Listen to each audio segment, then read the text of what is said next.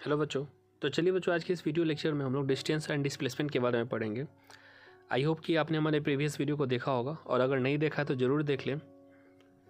तो स्टार्ट करते हैं। तो जैसा कि आप देख रहे हैं कि एक प्लेग्राउंड है ना। तो इससे एक एग्जाम्पल के थ्रू समझते हैं कंसेप्ट को, डिस्टेंस और डिस्प्लेसमेंट के कंसेप्ट को, तो आपको ज़्यादा अच्छे से क्लियर हो पाएगा। स्टार्टिंग पॉइंट ए है, ठीक है। मान लीजिए एंट्री पॉइंट है, स्टार्टिंग पॉइंट ए से एंट्री हो रहा है, ठीक है। A is the initial point और बी जो है फाइनल पॉइंट है, ठीक है। बस अभी आप एग्जांपल को अच्छे से समझने का प्रयास करिए। स्टार्टिंग पॉइंट ए है, फाइनल पॉइंट बी है। एक लड़का है, एक एथलीट है ना, जो रन कर रहा है ट्रैक पे। वह कुछ इस प्रकार से दौड़ता है, देख लीजिए।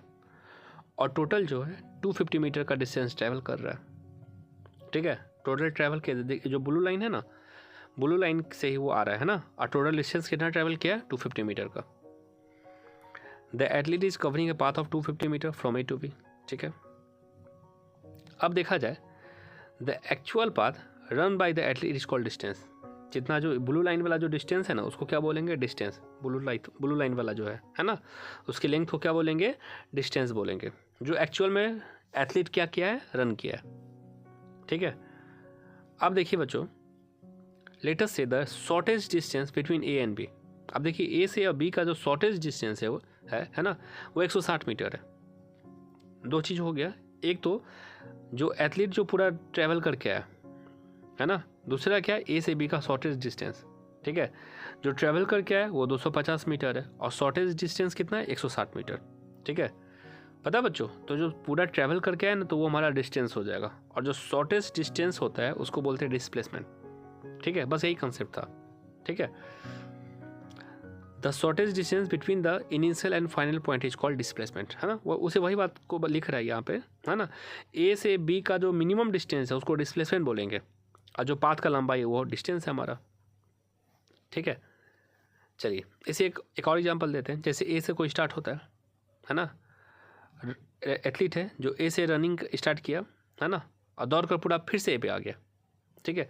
ये पूरे को ट्रैवल किया, पूरा ब्लू लाइन को, है ना, यहाँ से यहाँ से यहाँ से यहाँ सब जगह ट्रैवल किया, और ट्रैवल करके फाइनली ये कहाँ पे आ गया, फिर से ए पे आ गया। और टोटल डिस्टेंस जो है 500 मीटर का ट्रैवल किया, ठीक है। टोटल कितना डिस्टेंस ट्रैवल किया, 500 मीटर का। The path covered by athlete is 500 metre, ठीक है। So the distance is 500 metre. जो ट्रैवल किया वो हमारा डिस्टेंस हो जाता है। तो डिस्टेंस कितना हो जाएगा, 5 मीटर। परंतु जो शॉर्टेज डिस्टेंस ए, इनिशियल पोजीशन भी ए है और फाइनल पोजीशन भी ए ही है, तो शॉर्टेज डिस्टेंस कितना हो जाएगा, इनिशियल एंड फाइनल पॉइंट का 0, है ना। तो इस केस में क्या होगा, डिस्प्लेसमेंट 0 हो जाएगा। उम्मीद है कि बच्चों समझ में आ रहा होगा। अभी हमने आपको बताया डिस्टेंस और डिस्प्लेसमेंट का कंसेप्ट। डिस्टेंस जो होता है टोटल पाथ का लंबाई होता है, और डिस्प्लेसमेंट इनिशियल पॉइंट से फाइनल पॉइंट का शॉर्टेस्ट डिस्टेंस होता है, ठीक है। तो आप देख सकते हैं कि कोई रनर है, एथलीट है, जो ए से स्टार्ट किया, ए पे ही आके रुक गया, तो डिस्टेंस हमारा हो जाएगा 500 मीटर, पर डिस्प्लेसमेंट क्या हो जाएगा, 0, है ना। तो वही हो गया। अब हम लोग एक टेबल बनाते, चार्ट बनाते, ठीक है, डिस्टेंस और डिस्प्लेसमेंट का from A to B, A से बी। पहला तो ए से बी आया था ना, डिस्टेंस 250 मीटर हो जाएगा, क्लियर, और डिस्प्लेसमेंट 160 मीटर। उम्मीद है कि आपको समझ में आ रहा होगा। अब फ्रॉम ए टू ए, दूसरा में हम लोगों ने देखा ए टू ए, तो डिस्टेंस हो जाएगा 500 मीटर और डिस्प्लेसमेंट हो जाएगा 0, ठीक है बच्चों। तो डिस्प्लेसमेंट 0 हो सकता है, डिस्प्लेसमेंट नेगेटिव भी हो सकता है ना।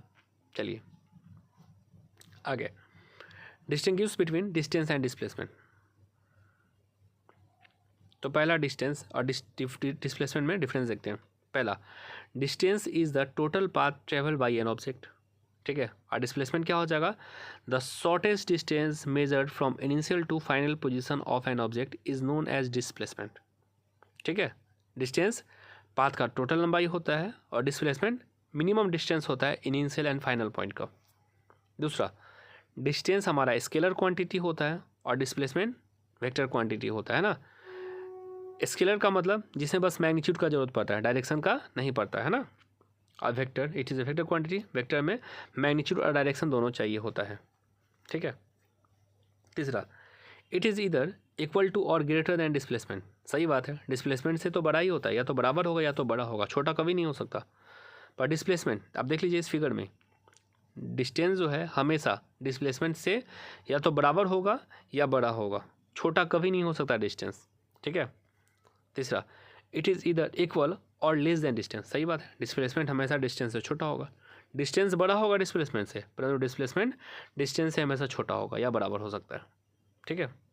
चलिए, किसी किसी केस में, एक पार्टिकुलर केस है जब डिस्टेंस और डिस्प्लेसमेंट सेम होता है, वह हमारा केस होता है स्ट्रेट लाइन का केस। ठीक है।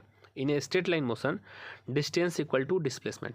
याद रखिएगा, डिस्टेंस और डिस्प्लेसमेंट कब होगा, जब पार्टिकल है ना, जब बॉडी स्ट्रेट लाइन पे मोशन होगा, तो उस केस में डिस्टेंस और डिस्प्लेसमेंट क्या होगा, हमारा सेम आ जाएगा। ठीक है। उम्मीद है कि आपको अच्छे से समझ में आ रहा होगा। अब कुछ क्वेश्चंस को देखते हैं, क्वेश्चन को अच्छे से पढ़िए। In the given figure object starts its motion point A, goes to B C D, again came back A, find a distance at point A. Simple है, डिस्टेंस पूछ रहा है ना, ए से बी, बी से सी, सी से डी आया और डी से फिर ए आ गया। सिंपल है, क्या हो जाएगा ऑप्शन, सबको ऐड कर देंगे 16, हमारा आंसर क्या हो जाएगा 16। चलिए, उम्मीद है कि आपको अच्छे से समझ में आ रहा होगा। अगला question, in the given figure object starts its motion at point A, goes to B C D, again came back to A, find displacement at point A से चला और ए पे ही आ गया, डिस्प्लेसमेंट क्या हो जाएगा 0, डिस्प्लेसमेंट क्या हो जाएगा 0, डिस्टेंस हमारा 16 होगा 16, पर डिस्प्लेसमेंट क्या हो जाएगा 0 हो जाएगा। चलिए आगे देखते हैं। Vectors are physical quantities which possess magnitude and direction both, है ना, option number B. Vector quantity है ना, जिसे मैग्नीट्यूड और डायरेक्शन दोनों होता है। when a athlete run on a circular track and reaches the same point, है ना, तो उस केस में क्या होगा, डिस्टेंस बड़ा होगा, डिस्प्लेसमेंट छोटा होगा, है ना। ये सब केस के लिए अप्लीकेबल है। अगर सर्कुलर ट्रैक पे है तो डिस्प्लेसमेंट छोटा होगा, डिस्टेंस बड़ा होगा, हमेशा याद रखिएगा। और स्ट्रेट लाइन के केस में तो दोनों बराबर हो जाएगा। Question 5, displacement is vector quantity, option number A. ठीक है। चलिए अब कुछ क्वेश्चंस को देखते हैं। क्वेश्चन हमारा कुछ इस प्रकार है, an object has moved through a distance, can it have 0 displacement, if yes support your answer with example. चलिए देखते हैं, इसका आंसर तो यस हो सकता है, क्योंकि जो अभी हम लोग को जस्ट देखा सर्कुलर ट्रैक पे ए से पार्टिकल चला और ए पे ही आ गया, तो उस केस में डिस्प्लेसमेंट 0 हो गया ना। ठीक है। Yes, even when an object moves through a distance it can have 0 displacement. देखिए, जैसे total distance A B plus B A से चला और ए पे आ गया, है ना, 60 हो गया। देखिए, ए से चला था और ए से पहले बी पे आया, अभी से फिर ए पे चला गया, तो डिस्टेंस हो जाएगा 60 kilometre. But final position same हो गया ना इनिशियल पोजीशन के, तो इस केस में डिस्प्लेसमेंट 0 हो जाएगा। हो गया, अच्छा एग्जांपल है ना। ए से चला बी पे आया, बी से चला फिर ए पे आ गया, तो डिस्टेंस हमारा हो जाएगा 30 + 30 60 किलोमीटर, डिस्प्लेसमेंट हो जाएगा 0। ठीक है। चलिए अगला एग्जाम्पल देखिए, which of the following is true for displacement, displacement it can not be 0 हो सकता है डिस्प्लेसमेंट।